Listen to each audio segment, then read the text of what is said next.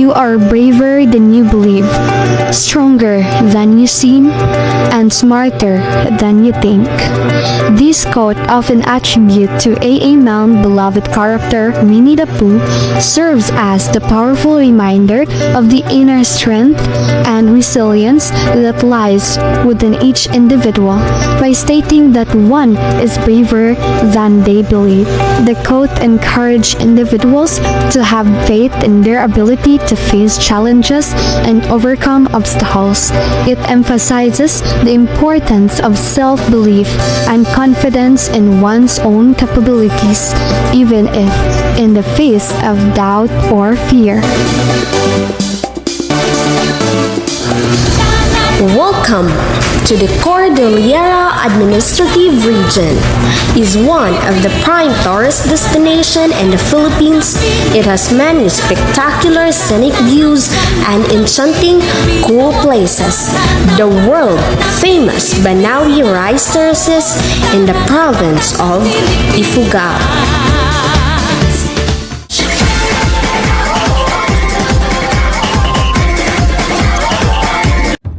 Welcome to Apayao, capital Cabugao, the Cordillera's last nature frontier. Apayao is a province in the northern part of the Philippines that offers a wide array of cultural and natural treasures for visitors to explore. Known for its lush forest, cascading waterfalls, and diverse wildlife, Apayao is a haven for nature enthusiasts. Beyond its natural wonders, the province also boasts a rich cultural heritage that showcases the traditions, customs, and beliefs of its indigenous people. The province is called Cordillera's last nature frontier because its people still maintain their peaceful coexistence with the natural environment. In Apayao, not only will you see well-preserved, rare attractions, but also locals whose age-old traditions are honored throughout the land and respected. There's always something new to discover in Apayao. Come and explore this hidden gem in the Philippines and experience the beauty of the province, cultural and natural treasures. And now let us explore Apayao physical geography. First, building heritage. We have Apayao Provincial Capital, Apayao State College, St. Mary's Parish Church, Cabugao Municipal Building. Next, movable heritage.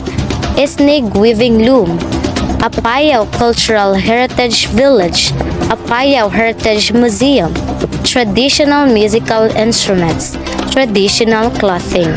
Next, local technology, traditional farming tools, fishing techniques, traditional weaving, food preparation techniques, and last, traditional construction techniques. Apayao Provincial Capital, the seat of the provincial government of Apayao. The Capitol building is a modernist structure that was completed in 2012. It is located in the heart of Cabugao and is a symbol of the province's growth and progress. Apayao State College. The Apayao State College is a public tertiary education institution located in Cabugao. It was established in 2004 and offers a range of programs in the arts, sciences, and engineering. The campus is home to several modern buildings and facilities, including a library, research center, and student center. St. Mary's Parish Church. The St. Mary's Parish Church is a Catholic church located in the heart of Cabugao. It was established in 1960 and is a prominent landmark in the town.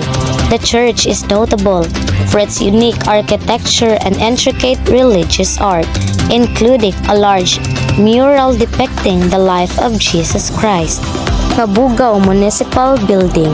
The Cabugao Municipal Building is a government building located in the center of Cabugao.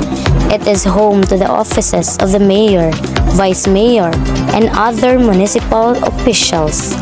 The building is a symbol of the town's growth and development and is a hub of community activity and events. Movable heritage. We have Esnig weaving loom. The Esnig weaving loom is a traditional loom used by the indigenous Esnig people to weave traditional textiles. The loom is a complex piece of machinery made from bamboo, rattan, and other natural materials. The textiles produced on the loom are an important part of the Esnig culture and heritage. Apayao Cultural Heritage Village is a living museum that showcases the traditional culture and heritage of the Esnig people. The village is located in Cabugao and is home to several traditional houses and structures, including rice granary, a traditional kitchen, and a traditional weaving studio. Apayao Heritage Museum is a museum located in Cabugao that is dedicated to preserving and promoting the cultural heritage of the Esnig people. The museum is home to a collection of traditional textiles, tools, and other artifacts, as well as a research library and a cultural center. Traditional musical instruments. The Esnig people have a rich musical tradition and are known for their traditional instruments, including the gangsa, a type of metal gong, and the kudyapit, a traditional string instrument. These instruments are an important part of the Esnig cultural heritage and are used in traditional ceremonies and performances. Traditional clothing. The Esnig people have a distinctive traditional clothing style which includes the use of traditional textiles woven on the Esnig weaving loom. The traditional clothing is an important part of the Esnig cultural identity and is worn during traditional ceremonies and performances. Local technology. Cabugao, Apayao, Philippines is home to a rich local technology tradition, with many of the community's traditions and techniques passed down from generation to generation. First is traditional farming tools. The Esnig people of Cabugao have a long tradition of farming and have developed a number of traditional farming tools and techniques. These include the use of handheld hoes and plows, as well as the use of traditional rice cultivation techniques such as the sawa system. Fishing techniques. The Esnig people of Cabugao have also developed a number of traditional fishing techniques, including the use of nets, traps, and hooks. These techniques are adapted to the local environment and are an important part of the community's subsistence economy. Traditional weaving. The Esnig people of Cabugao have long tradition of weaving and have developed a number of traditional techniques for weaving textiles and other materials. These techniques are passed down from generation to generation and are used to create traditional clothing, baskets, and other items. Food preparation techniques. The Esnig people of Cabugao have a rich culinary tradition and have developed a number of traditional techniques for preparing and preserving food. These techniques include the use of traditional cooking utensils, such as earthen pots and bamboo steamers, as well as traditional preserving techniques such as smoking and drying. Traditional construction techniques. The Esnig people of Cabugao have also developed a number of traditional techniques for building and construction. These techniques are adapted to the local environment and include the use of natural materials such as bamboo, rattan, and wood. And now let us proceed to Apayao local geography. First is the rise of local identity. Nestled in the northernmost tip of the Philippines lies Apayao, a province rich in cultural heritage and unspoiled natural beauty. It is home to the Apayao Cordillerans, an indigenous group with a unique way of life that has been preserved and passed down for centuries. Their customs and traditions are woven into their daily activities, from farming to weaving to music and dance. With a deep reverence for nature, the Apayao Cordillerans have preserved the pristine forest and mountains that surround their communities. And now we have natural heritage in the locality. First is the Pudtol Waterfalls, one of the most famous waterfalls in Apayao, located in the Philippines' northern area. Its succession of cascading falls and pristine pools, ideal for swimming and diving, set it apart. The falls cascade over cliffs, creating a dramatic and beautiful sight. The pools at the bottom of the falls are crystal clean with a brilliant blue-green tint. The water is so pure that you can see rocks and fish swimming beneath it. The Lusuk Cave, a natural wonder near Luna, Apayao Province, Philippines. It is a must-see site for outdoor enthusiasts and wildlife lovers. An underground river connects the cave's chambers. The river can be explored by boat, a fascinating and unique experience. The river also supports a variety of aquatic creatures, including fish and crabs. The Souk Cave is famous for its breathtaking rock formations that have formed over thousands of years.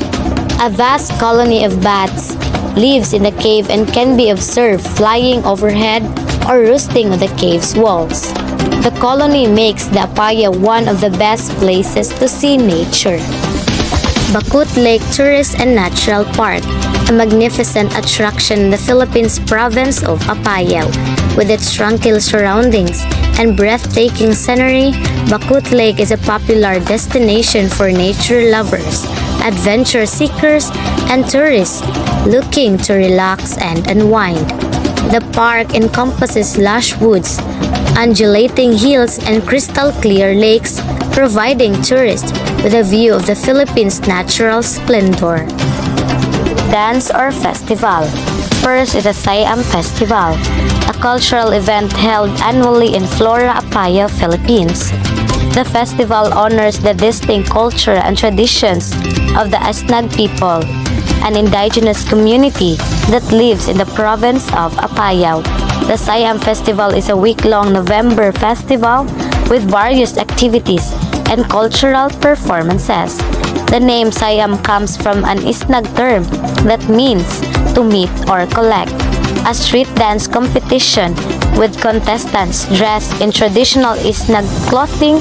The dancers typically perform to the beat of the gong, a vital instrument in Isnag culture. The Pudtol Town Festival, a week-long event featuring many activities highlighting the town's culture, tradition, and history. The celebration starts with a massive parade of floats and street dancers dressed in bright and vivid costumes. The procession includes groups from various barangays or villages in Pudtol, each reflecting their distinct culture and history. One of the festival's most anticipated activities is the street dancing competition, where dancers perform to the beat of traditional music. Padek, a traditional dance of the Apayao Cordillerans that represents the cycle of rice farming and harvest. The dancers imitate the movements of planting, tending, and harvesting rice, symbolizing the importance of agriculture in their livelihood. The dance is believed to invoke the blessings of their ancestors and nature spirits for a bountiful harvest. Laga, a traditional courtship dance performed by the Apayao Cordillerans. It showcases the graceful movements and gestures of a man and woman in a dance of courtship and love.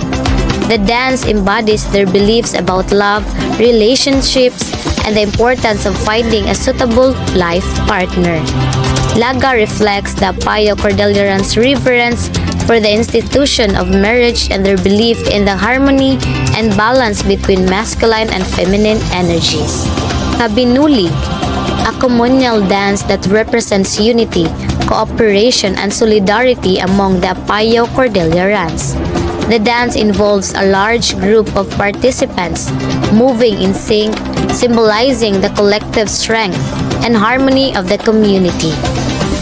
Kabinulig embodies their belief in the power of working together for the common good, emphasizing the importance of mutual support, collaboration, and social cohesion.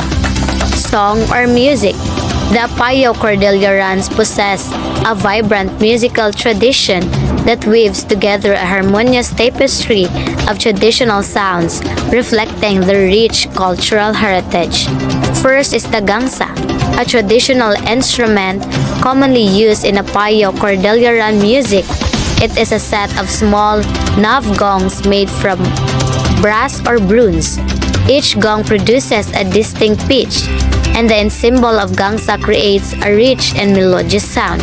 The gangsa is played by striking the gongs with wooden beaters, creating rhythmic patterns that form the foundation of Apayao Cordilleran music.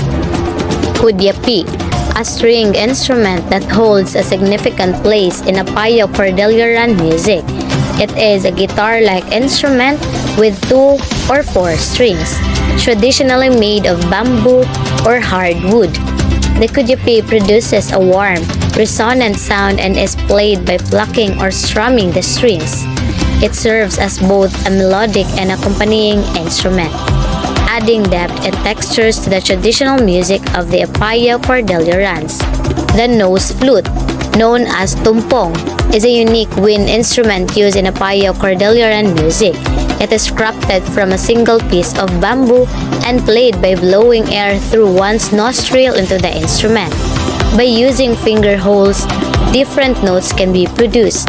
The nose flute creates hauntingly beautiful melodies that are often used to evoke a connection with nature and ancestral spirits in rituals and ceremonial performances.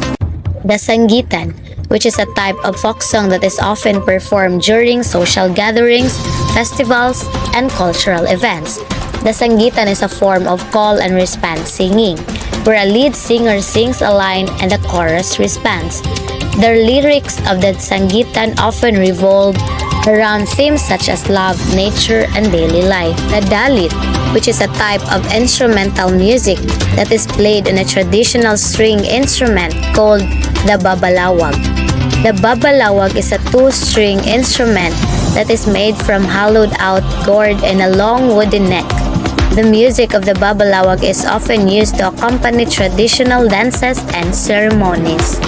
The tayo, a traditional drum that is made from a hollowed-out tree trunk and a stretched animal skin. The drum is played with a pair of wooden sticks and is often used to accompany traditional dances and ceremonies. Rituals or ceremonies. Rituals and ceremonies hold great significance in Apayao Cordilleran culture. Birth, coming of age, marriage, and death are marked by meaningful rituals that involve traditional music, dance, and offerings to ancestral spirits. These rituals help maintain a connection with their ancestors, seek blessings and guidance, and reinforce community cohesion. The Pildap, which is celebrated by the poorer members of the tribe when a family transfers to another place or when someone seeks healing. This ceremony is an important manifestation of the community's spiritual beliefs and practices. The Isnig also have a unique tradition of boasting around a ritual stone during propitious events. This tradition, known as propitious events, are commemorated in a feast called the Sayang. It's a form of ritualized competition in which males demonstrate their skills and knowledge in a public setting. Language, poetry, literature, or documents. The Isnag people of Cabugao, Apayao, Philippines have a rich oral tradition with stories and histories passed down through generations. However, there is a scarcity of written literature about their lifeways and traditions. In response to this, the community has made a contentious decision to write down their oral history as a last-ditch effort to protect their lifeways and prove their ownership of the land. Local cuisine. The Esnag people of Cabugao, Apayao, Philippines have a distinctive cuisine that is characterized by the use of locally available ingredients. First is the pinikpikan, a traditional chicken dish that holds a special place in the culinary heritage of Apayao. What sets pinikpikan apart is its unique preparation method involving the use of a stick to beat the chicken before cooking. Kiniing, a smoked meat delicacy that is sure to delight the taste buds of food enthusiasts in Apayao. This traditional dish involves the smoking of pork, beef, or fish to achieve a rich and smoky flavor profile. Tupig, a heavenly sweet sticky rice cake that is beloved in Apayao for its irresistible taste and unique texture. This traditional delicacy is made from a mixture of ground glutinous rice, coconut, and molasses, which are wrapped in banana leaves and grilled or baked. Inabraw, a signature vegetable stew that exemplifies the culinary tradition of Apayao. This hearty and flavorful dish features a variety of locally sourced vegetables cooked in a savory broth. The vegetables used in inabraw often include bitter melon, squash, okra, string beans, eggplant, and various leafy greens. Latong, Apayao's bean delicacy showcasing the region's love for legumes. This savory and crispy treat is made from locally grown mungo beans, which are deep fried to perfection. Pancit Miki, a noodle dish with a twist that highlights the creativity and ingenuity of Apayao's culinary scene. This Apayao version of Pancit Miki features thick egg noodles, stir-fried with a medley of vegetables, meat, and a savory soy sauce-based sauce. What sets Pancit Miki apart is the unique combination of ingredients and flavors, giving it distinct taste that sets it apart from other noodle dishes. Kilawin, fresh seafood ceviche, a mouth-watering dish that showcases the freshness of seafood in Apayao. This delightful delicacy is a type of ceviche made from fresh raw fish or shrimp, marinated in a tangy mixture of vinegar, calamansi juice, onions, and chili peppers. Hiniwar, tasty rice cake wrapped in banana leaves, a delectable rice cake wrapped in banana leaves representing the rich culinary heritage of Apayao. Made from ground glutinous rice, coconut milk, and sugar, this tasty treat is steamed or baked to perfection. Budbud Kabub, a unique rice cake dessert that captures the essence of Apayao's culinary heritage. This delightful delicacy is made from ground millet, sugar, and coconut milk, which are mixed together and wrapped in banana leaves before steamed. The result is a sweet and nutty rice cake with a soft and moist texture. Beliefs, healing arts, secret knowledge. The Esnag peoples of Apayao are spirit-filled, for they believe in spiritual powers of all sorts. The Esnag's spirituality is manifested in their belief that God, referred as Alawagan, and other spirits all around, are factors in their abundant environmental resources. The spirit are acknowledged through a series of rituals performed at the appropriate time. Distinguished personalities in the locality. First, Governor Elias C. Bulut Sr., a former governor of Apayao who served from 1988 to 1992 and again from 2001 to 2010. He was instrumental in the development of the province and is remembered for his efforts to improve infrastructures, education, and healthcare. Governor Eleanor C. Bulut Begtang, the first female governor of Apayao, who served from 2010 to 2019. She is known for her work in promoting gender equality and empowering women. as well as her efforts to improve healthcare and education in the province. Attorney Jesus C. Buencamino, a prominent lawyer and human rights advocate who was born and raised in Cabugao. He has been a strong advocate for the rights of indigenous people and has worked to protect their lands and cultural heritage. Dr. Concordia S. Panao, a respected academic and cultural advocate who has worked to promote the ethnic language and culture. She is the founder of the Apayao State College, which was established in 2004 to provide educational opportunities for indigenous people in the province. Dr. Celia T. Bulut, a medical doctor and public health advocate who has worked to improve healthcare in Apayao. She is the founder of the St. Louis Hospital and Medical Center in Cabugao, which provides medical services to the local community. Now we have the local history. Cabugao, the capital municipality of the province of Apayao in the Philippines, has a rich and fascinating history. It was established as a sub-province of Cagayan in 1907 and was later incorporated into the Mountain Province in 1908. The early years of Cabugao as a sub-province were marked by a series of territorial changes as well as clashes with the Philippine Constabulary and the Japanese Imperial Forces during the Second World War. 1966, the huge mountain province was split into 4 provinces, with Cabugao becoming part of the new province of Kalinga Apayao.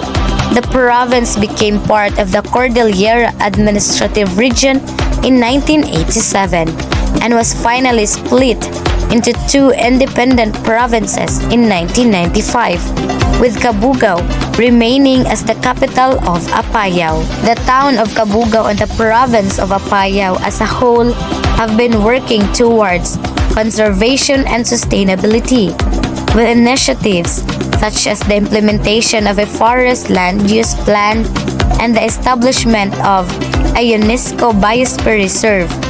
The community has a strong connection to the land and its natural resources and continues to preserve and pass down its cultural heritage to future generations. I am Charlene May Sinoldaza, and now let's explore the physical and local geography of Benguet, capital La Trinidad.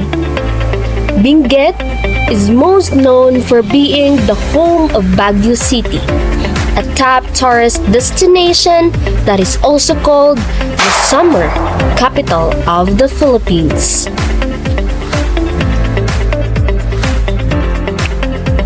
Benguet physical geography.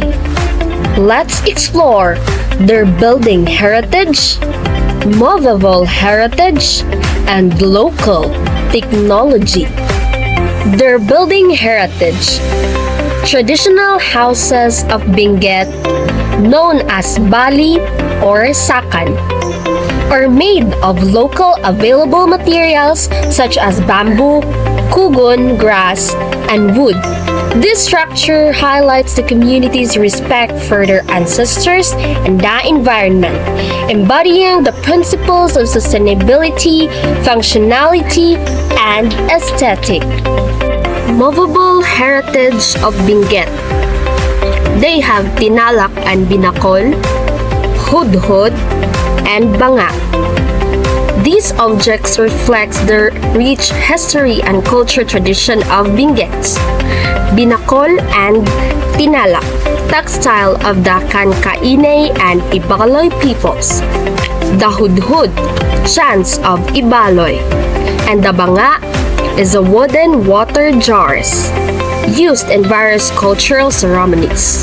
Many of these heritage items are carefully preserved and passed down through generations, serving as tangible links to the province's cultural past and identity. Local technology of Benguet includes the use of the sabong or wooden plow, the agat or handheld harrow, and the bayon or traditional irrigation system. These tools are used in farming and agriculture, which is the primary source of livelihood in the province. The sabo is used to till the soil, while the agat is used to break up clods of earth and level the soil. The bayon is the system of irrigation channels that directs water from rivers and streams to the rice terraces. These technologies have been passed down through generations and are still in use today, reflecting the community's deep connection to the land and its resources. Local geography of Benguet. The rise of local identity. The rise of local identity in Benguet, Philippines can be attributed to various factors, including the preservation of indigenous culture and traditions, the promotions of local languages, and the establishment of cultural events and festivals. The people of Benguet take pride in their unique heritage, which is reflected in their local practices, rituals, and worldview. The collective efforts of the community, civil societies, organizations, and local governments have contributed to the strengthening of local identity in Benguet. Natural heritage in the locality of Benguet. They have Timbak and Opdas Caves, the Tinungkol Boreal Rock, and the boost of the Binga and Ambuklao Heritage Site. Timbak and Opdas Caves, which house mummies that are hundreds of years old. The Tinungkol Boreal Rock is another notable site which contains mummies entered in boreholes on a massive boulder. The province also boasts of the Binga and Ambuklao heritage sites, which are indigenous communities that have been declared as heritage sites. Dance or festivals in Benguet. The Adibay Festival is an annual celebration held in Benguet, which highlights the rich history, culture, arts, trades, and industry of the Benguet.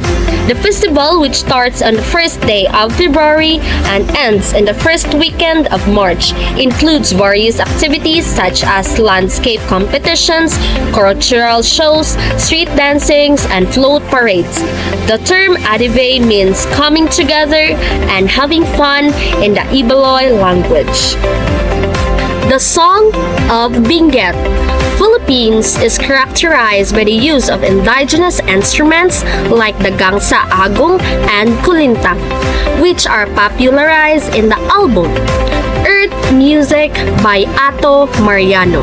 The region has a rich musical heritage with traditional song and dances passed down through generations. Rituals or ceremonies in Benguet. They have Kanyao or Kanyao. This is a social religious festivals where chickens, pigs, or carabaos are butchered as a sacrifice of the feast of often as thanksgiving of their god Kabudyer. Next is Daoist. Daoist ritual is also practiced in Benguet where a dog or pig is butchered as an offering to cleanse the mind of persons who handle dead bodies from seeing images of death, from having the same unfortunate incident, and to thank Kabunyan for the gift of life for those spared. Da Ibaloy, Kanya-Kanyai, and Kalanguya languages are spoken by the indigenous peoples in Benguet and are used in their poetry, literature, and daily conversations. Local cuisines of Benguet include pinikpikan, a traditional Ibalo dish made with chicken, vegetables, and various spices, and also itag, a type of smoked meat from pork. Other notable dishes includes bigukan and also sinorsoro. The people of Benguet have a rich tradition of healing arts, include the use of medical plants and practices such as hilot massage, herbalism, and spiritual healing.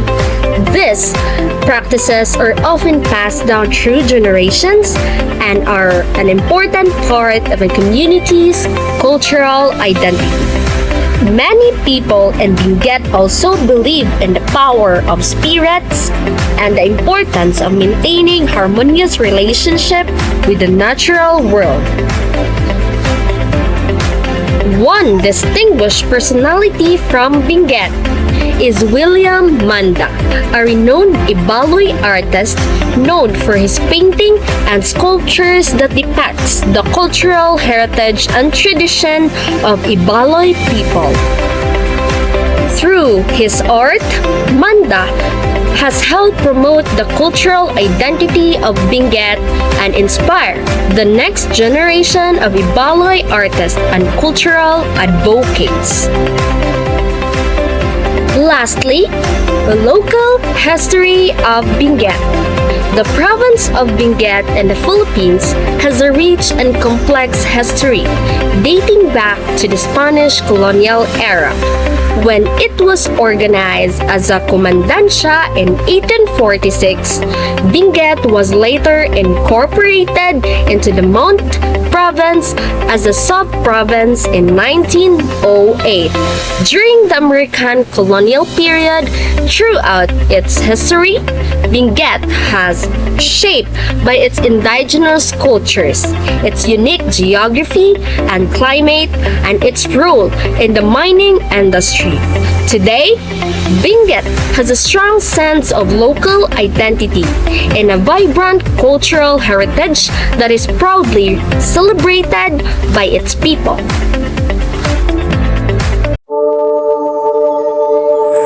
Known for their deep cultural heritage and stunning agricultural terraces, particularly the iconic Banawi rice terraces.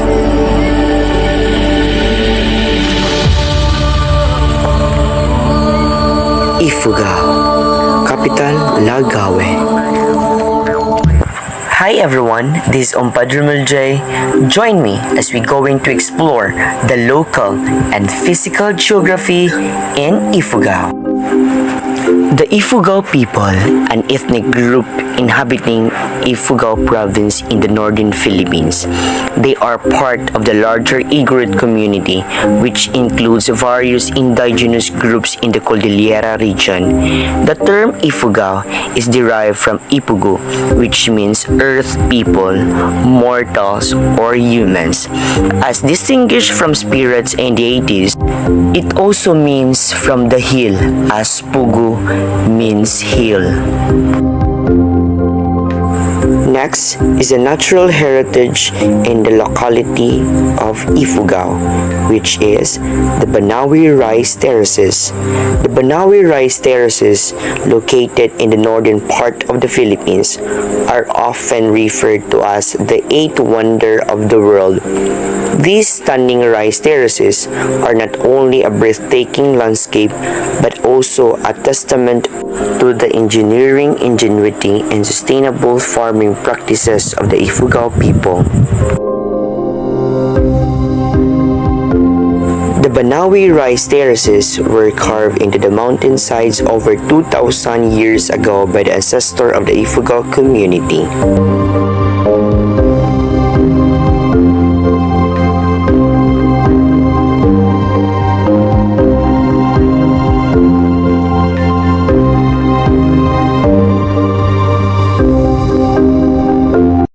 Now, let's witness their different festival of Ifugao.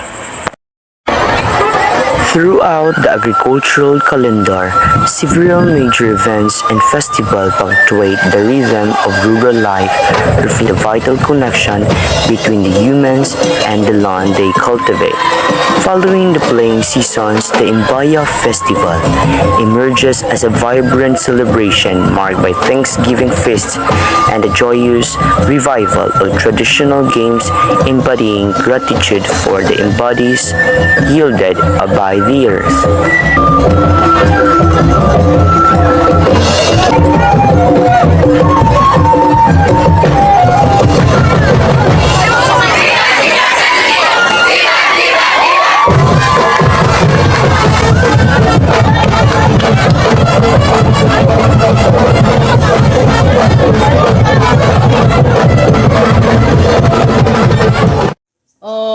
The second festival is the Hudhud Chants Festival.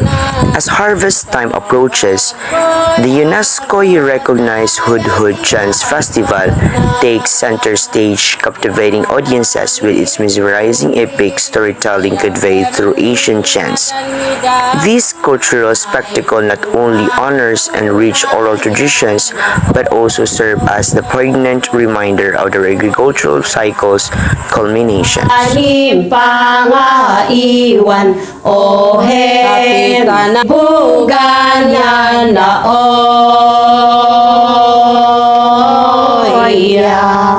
o anak kapangalon hanal oya hakinal o ikaboboble.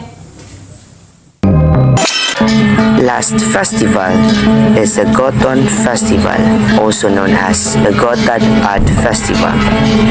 The Gotad Festival ushers in the culmination of the harvest, heralding a period of well-deserved rest, exuberant merriment, and heartfelt ancestral homage. These festivals not only commemorate the toil of farming communities but also reaffirm their profound spiritual and cultural ties to the land, weaving a deep history of tradition and reverence that binds the generation together.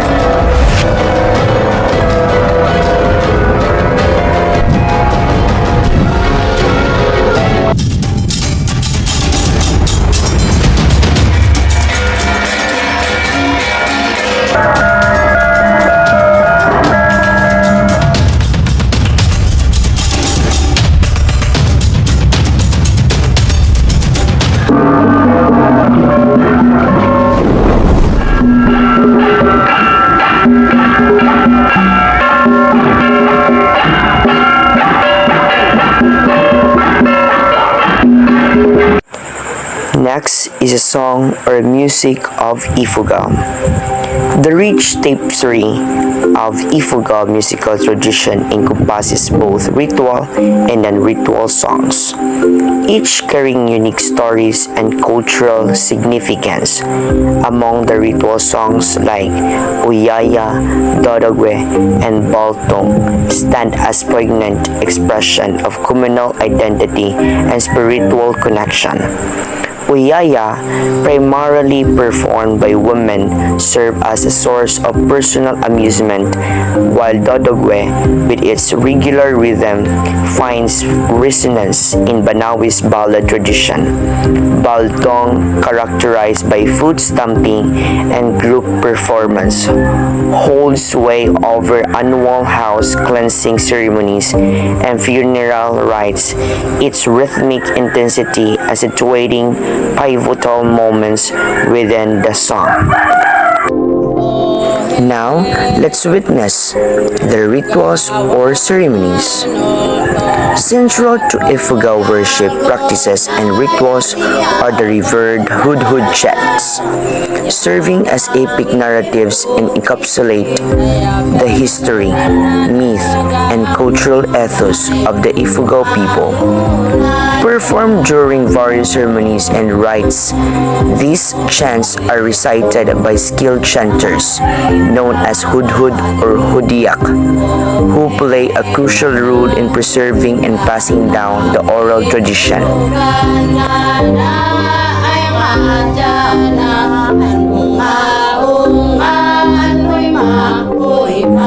Complementing this tradition are the iconic bulul stages, symbolic representations of ancestral spirits and deities.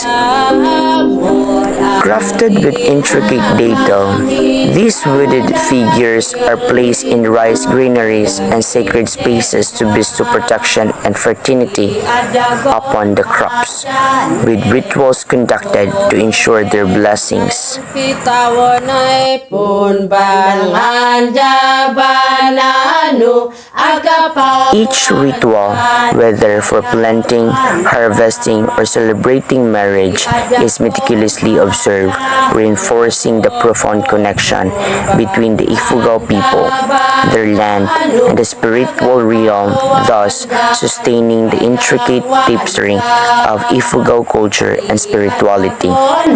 Hajanema ohe Aliwan bugan ya nataong nakanayong tongboy algod na yati algod na.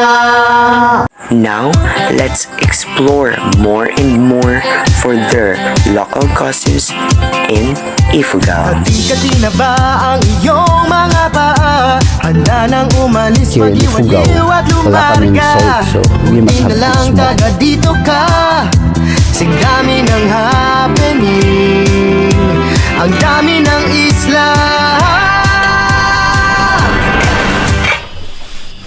Oh, maphod ang nahdom tako namin, ya maphod ang waktu kayo tapno at hinaya.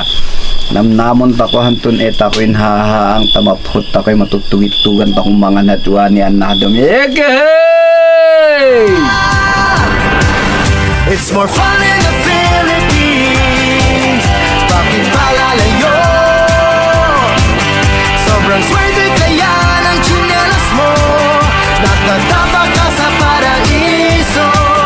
It's more fun in the Philippines. Bakit palalayo? Binabataan hanggang ulo. Iba ang saya ng Pilipino. It's more fun in the Philippines.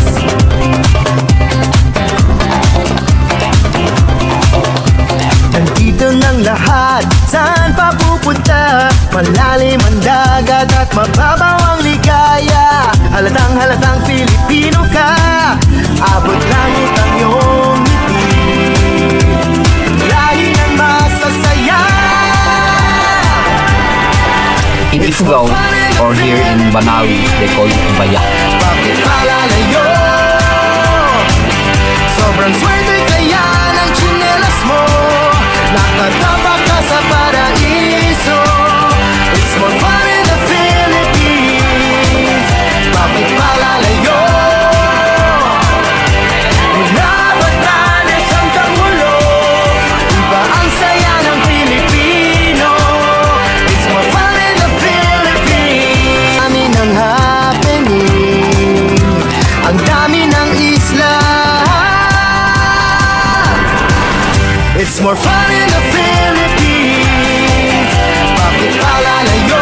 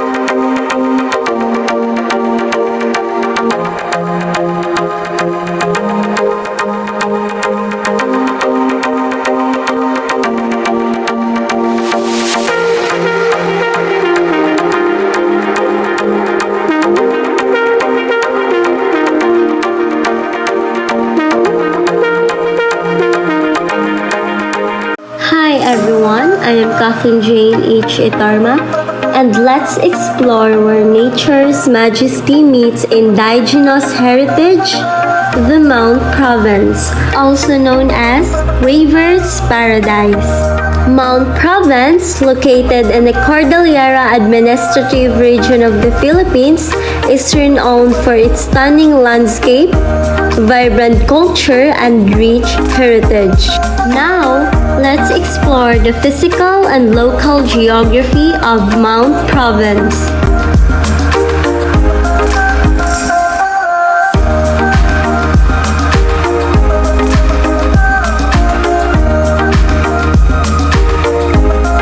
In physical geography, we have building heritage, movable heritage, and local technology. In building heritage, we have igorot houses, stone walls, and elevated granaries.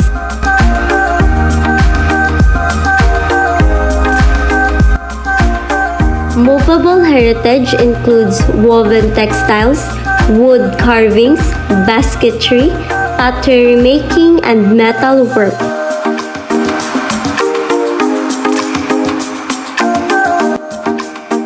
Local technology, terrace farming, dry stone masonry, and weaving.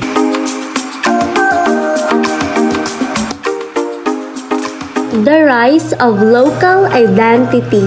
Mountain Province, nestled in the Cordillera Administrative Region of Luzon, Philippines, is renowned for its breathtaking landscapes and rich cultural heritage.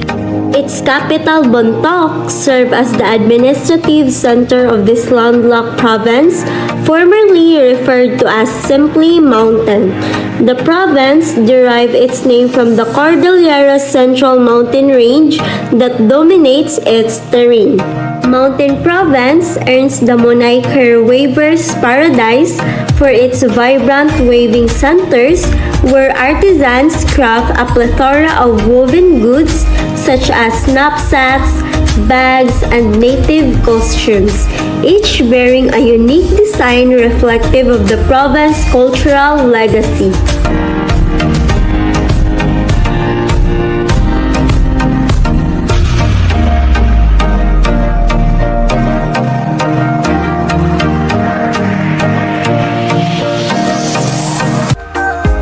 Local geography, natural heritage, dance festival, and song or music. In natural heritage, we have Sumaging Cave, Keltipan, Echo Valley's Hanging Coffin, Lake Danom, Lumiang Cave, Episcopal Church, and Mount Polag National Park.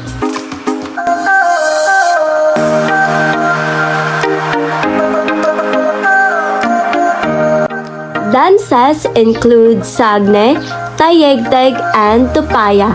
These dances reflects the community's vibrant cultural heritage and are often showcased during various festivals such as the Amang Festival, Ayuing Festival, and Langay Festival, celebrating the unique traditions and identity of Sandanga.